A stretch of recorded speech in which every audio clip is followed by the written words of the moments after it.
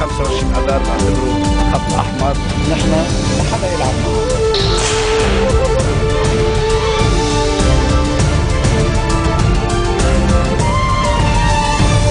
Bonjour à tous et merci de nous rejoindre sur Futur TV pour cette nouvelle édition de la rédaction. Voici les titres de ce journal. Un calme précaire s'installe à Tripoli au Liban Nord après une nuit de violence sanglante entre les quartiers rivaux de Jabal Mohsen et Bab el-Tebene.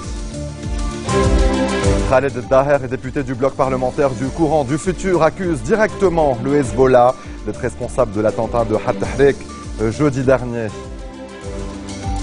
Plusieurs attentats meurtriers ont secoué ce dimanche Bagdad, la capitale irakienne, alors que les forces de sécurité préparent une attaque majeure à Fallujah sous le contrôle d'Al-Qaïda.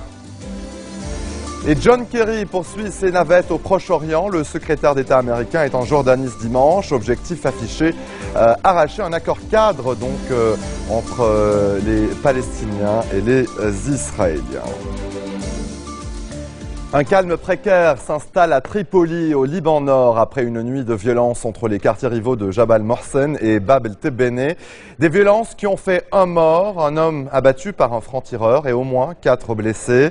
La tension est remontée d'un cran samedi dans cette zone, après le passage dans la ville de la dépouille du kamikaze Qutaïba el-Satem. Ce jeune Libanais, originaire du village de Wadi Khaled au Akkar, serait responsable de l'attentat de At-Tahrik dans la banlieue sud de Beyrouth jeudi dernier. Une attaque qui a fait 4 morts et plus de 70 blessés. C'est une accusation qui risque de faire grincer des dents au sein du camp du Hezbollah. Khaled Daher, député du bloc parlementaire du courant du futur, a directement accusé ce dimanche le parti d'Hassan Nasrallah d'être responsable de l'attentat de At-Tahrik dans la banlieue sud de Beyrouth, et ce, afin de renforcer la cohésion au sein de la communauté chiite. Le député a par ailleurs estimé que ceux qui collaborent avec l'Iran et qui veulent mettre la main sur le Liban, soit Damas et le Hezbollah, sont également responsables de l'attentat du Starco dans le centre-ville de Beyrouth fin décembre. L'attaque a coûté la vie à 8 personnes, dont l'ancien conseiller de Saad Hariri et Mohammad Shattah. Le député a enfin prévenu que le pire était à venir si le Hezbollah ne se retirait pas de Syrie. L'enquête se poursuit dans l'affaire de l'incendie d'une bibliothèque appartenant à un prêtre grec orthodoxe à Tripoli. 3 à 5 personnes seraient impliquées dans cet acte de vandalisme. Motif, la découverte d'une brochure offensante à l'égard de l'islam et du prophète Mahomet et qui aurait été éditée par la bibliothèque du père Ibrahim Srouj. Des accusations que le prêtre a rejetées en bloc. La bibliothèque, vieille de plusieurs décennies, contenait quelques 80 000 ouvrages, plus des 2/3 des documents, dont de rares manuscrits scientifiques, des documents sur l'histoire de Tripoli, d'anciens Corans et évangiles et textes sur le judaïsme ont été détruits ou endommagés.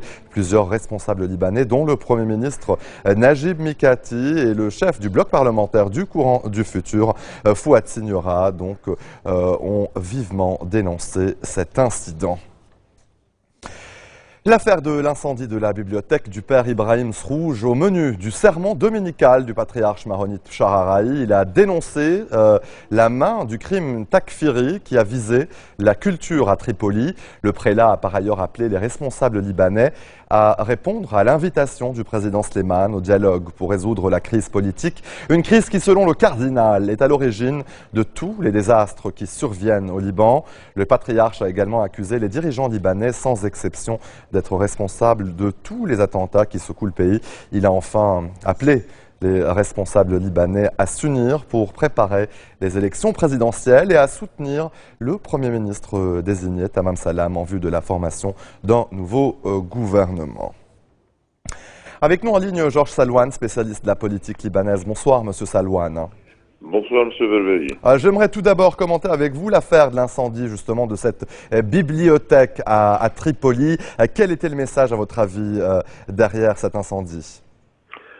Écoutez, M. Berberi, je croyais que le temps de l'Anschluss et des autodafés était révolu. Alors, le message est très fort. Cet incendie, cet incident et de l'importance de ce qui se passe quotidiennement à Tripoli et même dans la région. Et il s'agit aux autorités libanaises, sécuritaires en premier lieu, puis judiciaires, d'élucider cet incident et de trouver les coupables, parce que là, nous allons vers une situation très, très, très grave au niveau social au Liban. Et il y va même de la coexistence, du principe même de l'existence de l'État libanais. Dans un tout autre registre, aujourd'hui, le député Khaled Daher a affirmé, et je cite, que les Libanais doivent s'attendre au pire si le Hezbollah ne se retirait pas de Syrie. Écoutez, nous l'avons toujours répété. Hélas, le Hezbollah a ouvert la boîte de Pandore. Et en ouvrant cette boîte de Pandore, tout se retourne aussi bien contre lui que contre les autres parties du peuple libanais. Et ce sont essentiellement les innocents qui payent le tribut de cette guerre qui se déroule en Syrie, qui s'est déroulée en Irak et qui, hélas, nous voyons les prémices au Liban. Oui, il s'agit d'arrêter cette présence militaire du Hezbollah en Syrie et d'œuvrer pour une certaine neutralité de l'État libanais. Le peuple libanais, dans sa grande et sa très grande majorité, ne veut pas s'immiscer dans la guerre syrienne. Nous œuvrons tous pour la paix dans la région.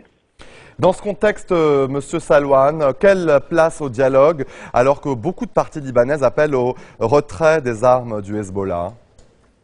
Écoutez, la seule solution restera toujours le dialogue. Sinon, c'est la guerre civile. Donc, nous n'avons pas une autre alternative. Et le Hezbollah doit penser, réfléchir actuellement à une porte de sortie, une issue de sortie honorable, aussi bien pour lui que pour le peuple libanais, la nation libanaise, l'État libanais et ses institutions. On ne peut pas continuer à vivre dans la dualité des armements, aussi bien entre les mains de l'armée libanaise qu'entre les mains d'une faction en dehors du contrôle de l'armée libanaise et de l'État libanais. Et le président Slimane qui appelle justement au dialogue, à la formation d'un gouvernement, est-ce qu'à votre avis, il va réussir à former ce gouvernement avant l'échéance, à la fin donc de son mandat? Écoutez, je le souhaite. C'est ce que stipule la Constitution. Il doit aller de l'avant, aussi bien lui que le président Salam, mais j'ai de très très fortes craintes qu'on ne lui mette de plus en plus des bâtons dans les roues, afin qu'arrivé à l'échéance présidentielle, le vide serait total dans les institutions politiques libanaises. Et je réitère mon appel auprès du président Salam et du président de la République de trouver le gouvernement adéquat qui puisse gouverner ce pays d'une manière démocratique, libre et sans pour autant aller en face de quiconque ou de mettre à l'écart quiconque du peuple libanais et des instances politiques libanaises. Georges Salouane, spécialiste de la politique libanaise, merci pour votre intervention.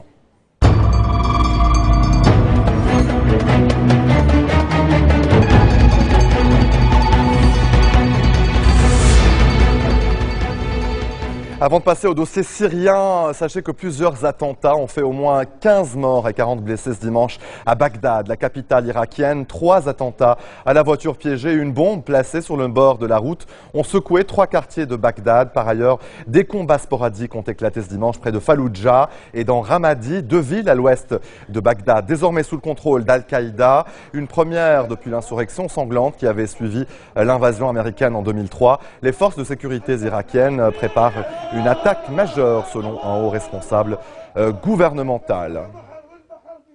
Et maintenant, en Syrie, depuis vendredi, des combats opposent des groupes rebelles. Différents groupes armés ont en effet décidé de s'en prendre à l'État islamique en Irak et au Levant, donc dans les provinces d'Alep et d'Idleb, dans le nord de la Syrie.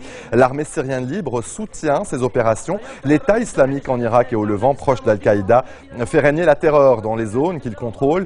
Décapitation ou flagellation publique au nom de la charia, torture, enlèvement ou encore, il y a quelques jours, l'assassinat d'un médecin appartenant pourtant à la rébellion. Allez, restez des nôtres au retour de la pause. Législative au Bangladesh, report du scrutin dans 160 bureaux de vote suite aux violences meurtrières.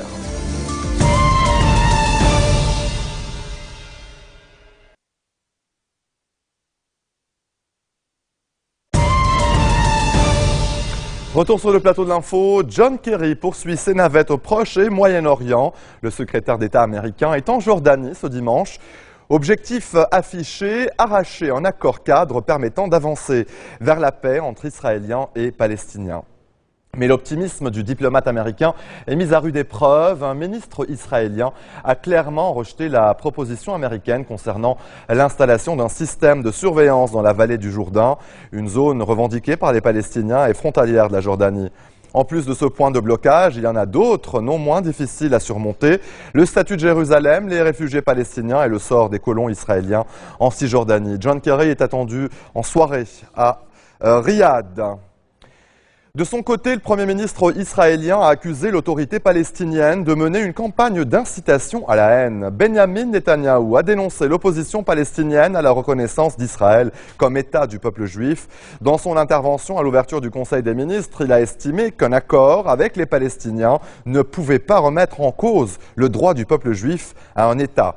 Selon le Premier ministre, l'application de tout accord doit être étalée dans le temps afin de permettre un changement dans la culture de la haine palestinienne. Netanyahou a enfin souligné que la sécurité d'Israël doit rester entre les mains de l'État hébreu. Ariel Sharon, en danger de mort imminente. Les médecins de l'hôpital où est hospitalisé l'ancien Premier ministre israélien près de Tel Aviv ont dévoilé ce matin son dernier bulletin de santé. L'état d'Ariel Sharon s'est brusquement dégradé cette semaine. Victime d'une attaque cérébrale en 2006, il se trouve dans le coma depuis près de 8 ans. Aucune sortie de crise n'est possible selon l'équipe médicale. L'ancien chef du gouvernement israélien, âgé de 85 ans, a été transféré aux urgences depuis un mois. Son cœur résiste, mais ses fonctions vitales, et notamment rénales, n'ont pas repris.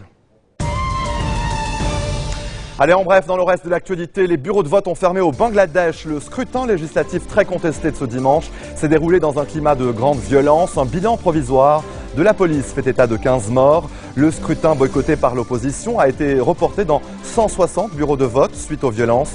Le parti au pouvoir, la Ligue Awami, est sûr d'être réélu avant même d'attendre les résultats annoncés en principe lundi.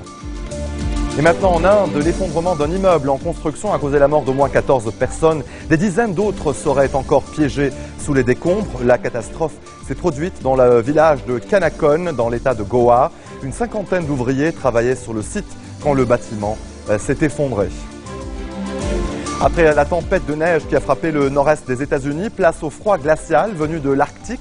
On attend cet après-midi des températures records, moins 24 à Pittsburgh et jusqu'à moins 29 à Chicago. À l'échelle nationale, plus de 1200 vols ont été annulés et plus de 6000 retardés. La vague de froid a fait au moins 11 morts aux États-Unis depuis le 1er janvier. Et restons aux États-Unis, à New York. Un avion de tourisme a atterri d'urgence sur une voie rapide dans le Bronx sans faire de victimes. 3 personnes se trouvaient à bord de l'appareil qui venait d'effectuer un survol de la Statue de la Liberté et se dirigeaient vers l'aéroport de LaGuardia. Le maire de New York a évoqué un miracle. Regardez.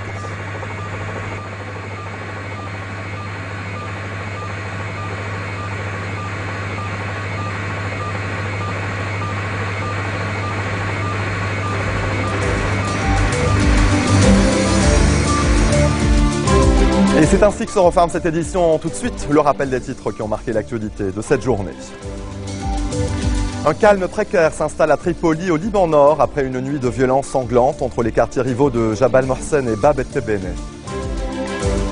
Khaled Daher, député du bloc parlementaire du courant du futur, accuse directement le Hezbollah d'être responsable de l'attentat de Hat Tahrik jeudi dernier.